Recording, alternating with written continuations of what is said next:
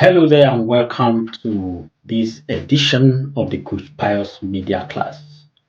Today we'll be talking on a very important topic as far as journalism is concerned, and that is the news. The news, as a matter of fact, is the heart of journalism. There can be no journalism without the news. The news is what makes journalism.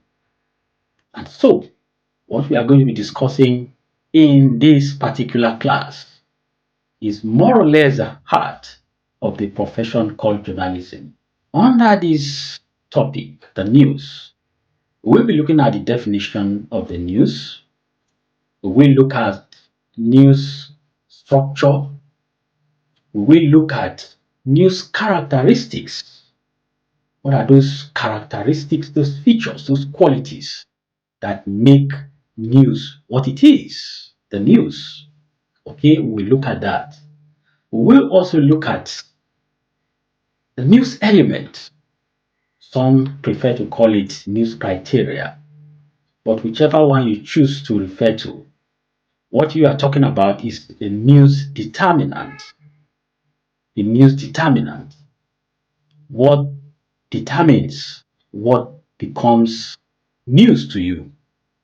Those are what we refer to as the news element, the news criteria, or the news determinant in simple terms. Now, apart from that, we will also be delving into news sourcing. How do you source your news? Okay, particularly for those journalists who are just coming up, because this class is actually targeted at younger journalists who are still finding their feet in this noble profession. How do you source the news? Is it just about going to cover an event and reporting? Is that the only way to source the news? Not at all. There are so many other ways that meet the eyes. We are going to be looking at all of this in this particular class. However, because of the massiveness of this topic, we may not be able to take everything in just one episode of the news class. We may have to break it into a number of episodes, a series of them, maybe two, maybe three, or even four, depending on how much we can take per class. Also mindful of the time. Okay, so now let's start with the definition of news.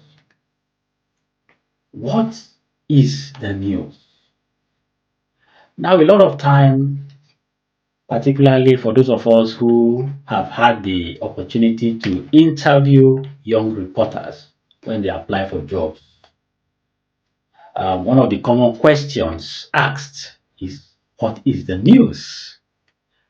And you see people struggling to answer that particular question. Not because they don't know what the news is. Of course, even the market woman who sells pepper knows what the news is about. But when it comes to definition of the news, it's always a problem. And that is why some schools of thought in the field of journalism have given certain definitions to the news, all boiling down to just one thing: the fact that there has to be an event.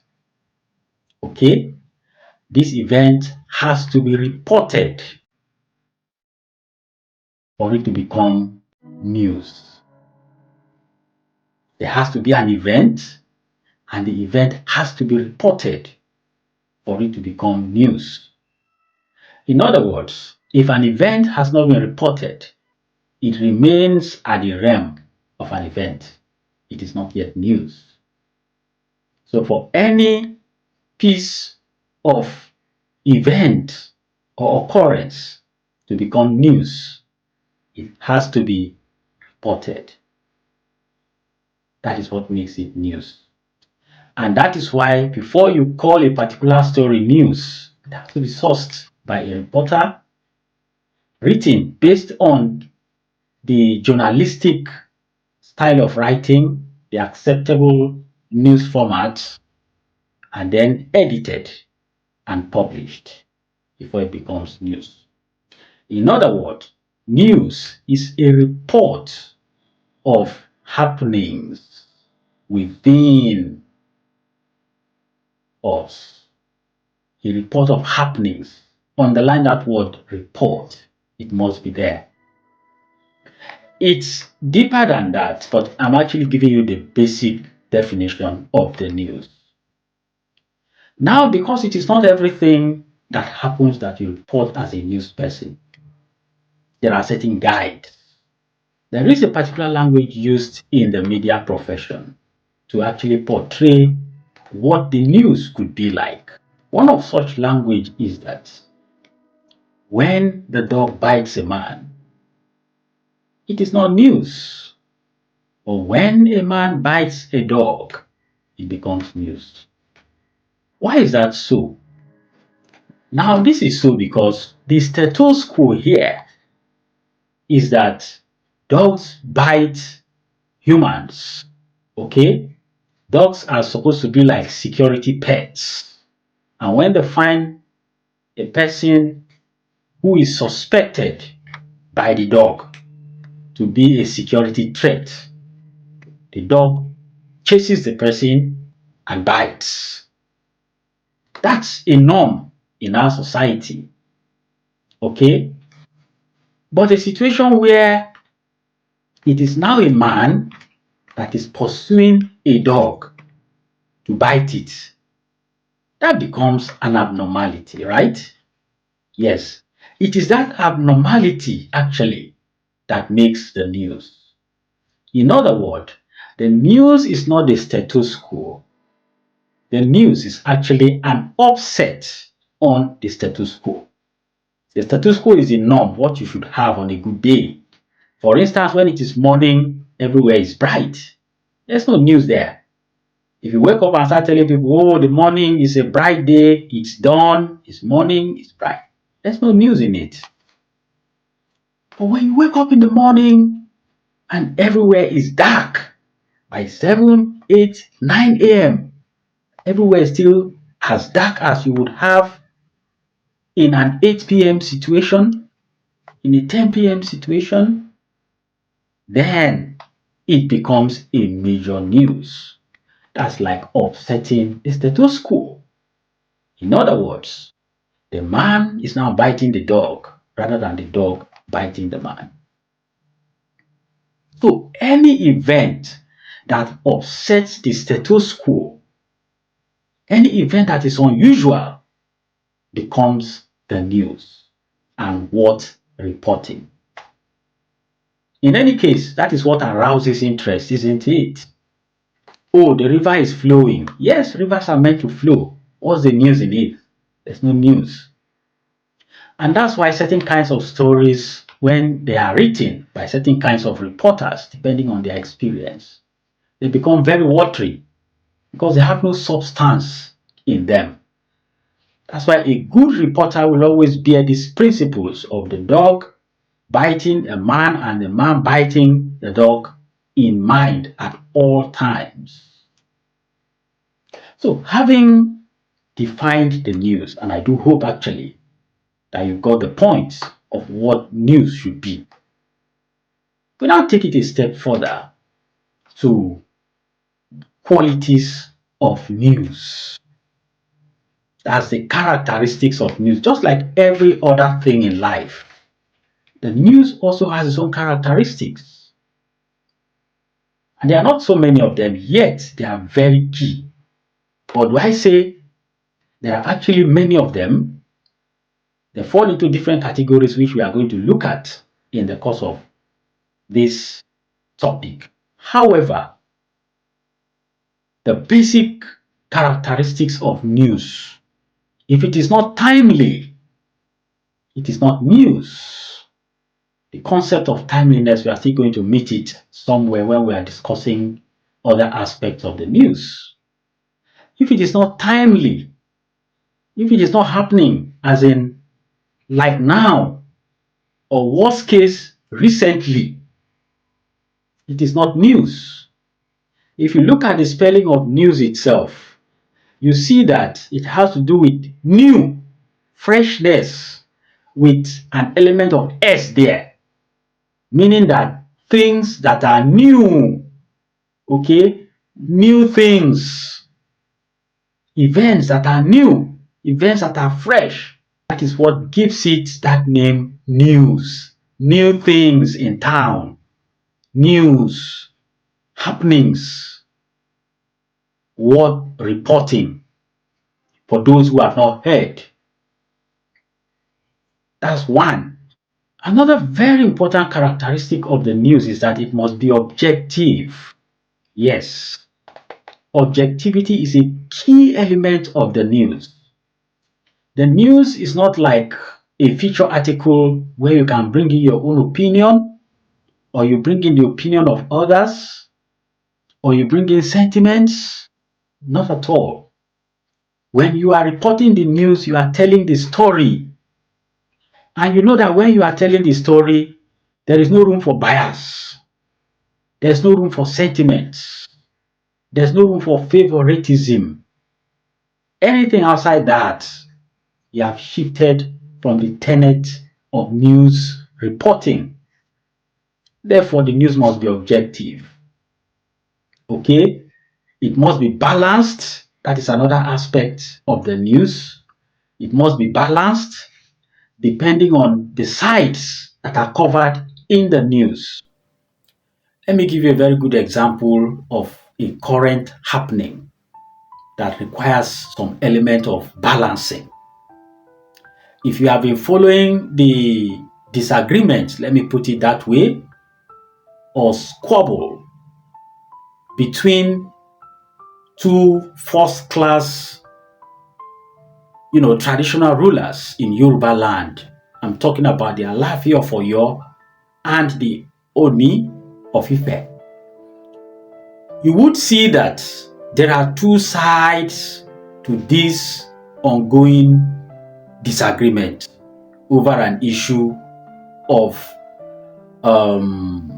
is it jurisdiction now? Is it superiority? Whatever it is. The bottom line is that there is this element of disagreement over who has power to confer certain titles on who. Now, it was the Alaafin that fired the first shot, okay, by asking the Oni to reverse the action of bestowing a chieftaincy title on a well-known indigene in Oyo State or of Oyo State. Okay?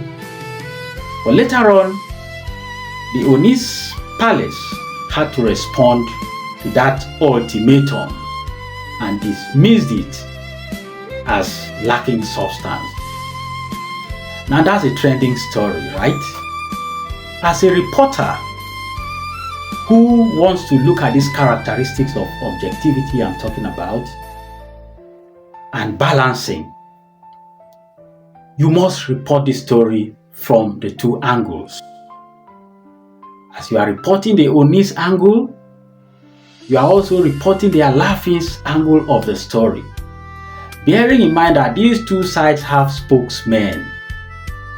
And as you are reaching out to the Oni's spokesman for his own side of the story, you must do the same for that of the Alaafin. That is what you call balancing. That is what you call objectivity.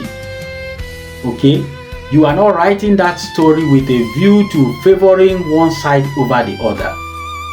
So objectivity and balancing must be there. You must be fair to all the sides. That's news for you. And then the last but definitely not the least is accuracy. Your news must be accurate. In other words, it has to be factual. If you are dealing with numbers, get the numbers correctly. If you are dealing with names, get the names correctly. If you are dealing with events, get the events correctly. Like in the case I cited above, the moment you leave out either the Oni of Ife, or they are laughing of Oyo, and mistake either of them for the Olubadan or the Olowo, you have already committed a big blunder, a blunder of accuracy. Okay? There is no more accuracy there because you have misplaced one personality for another, or as a matter of fact, juxtaposed personalities. So it has killed the credibility of that story completely. So you must always bear these characteristics in mind because they make news what it is. Without these characteristics we have talked about, of course, there will be element of bias, there will be element of misinformation through inaccuracy, there will be element of staleness when your news is not current, when it is not timely.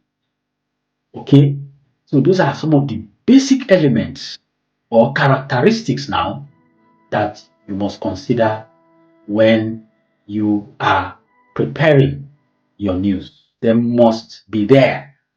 I repeat, you don't bring in sentiments. You must report it the way it is, irrespective of who is involved.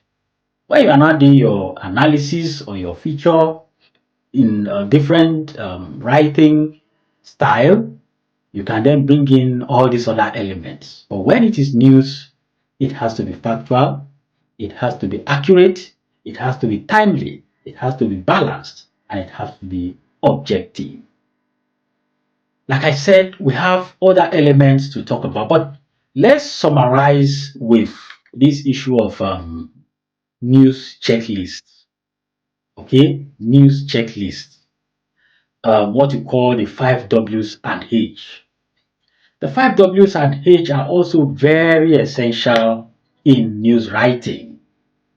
As a matter of fact, you cannot complete a single news story without these 6 elements called news checklist. And what are they?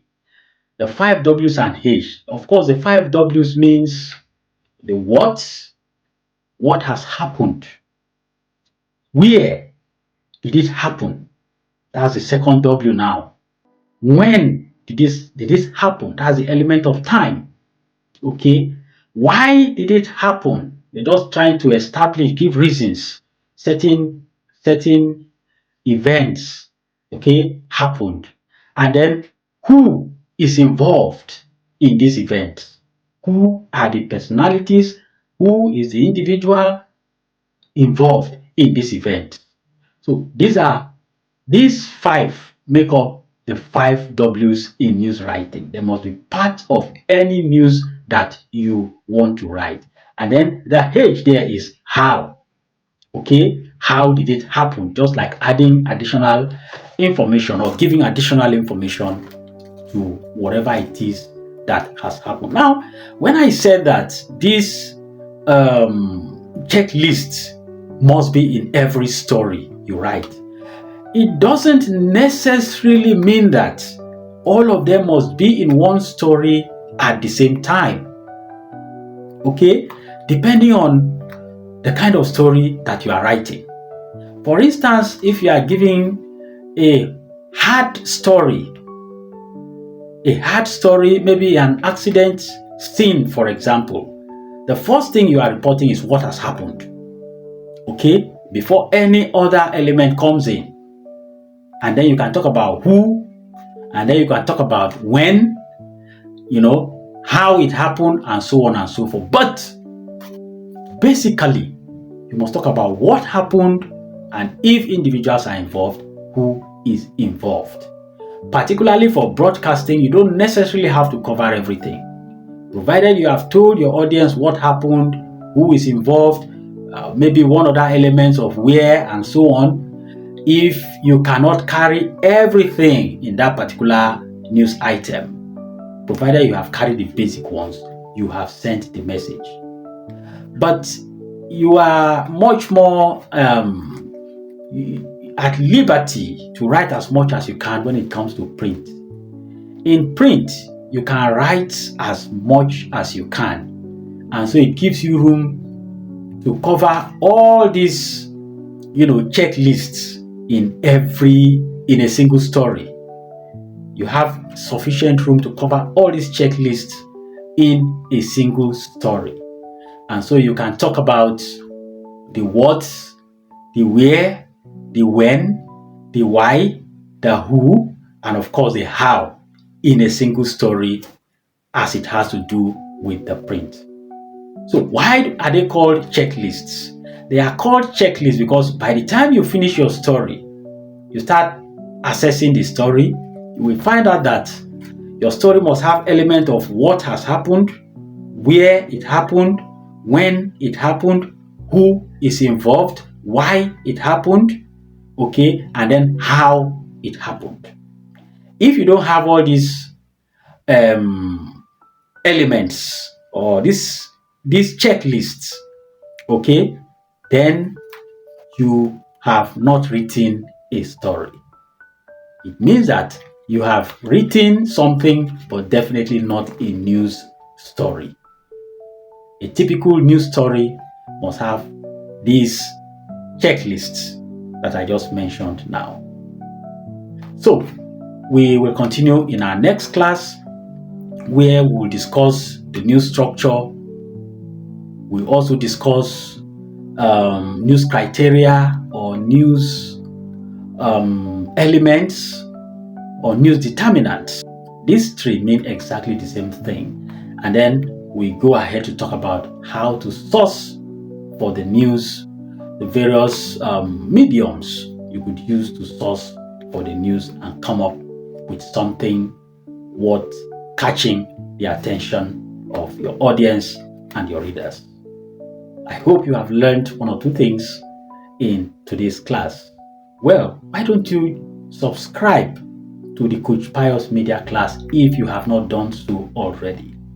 Because there is so much we continue to teach and learn as far as the media is concerned. Thank you.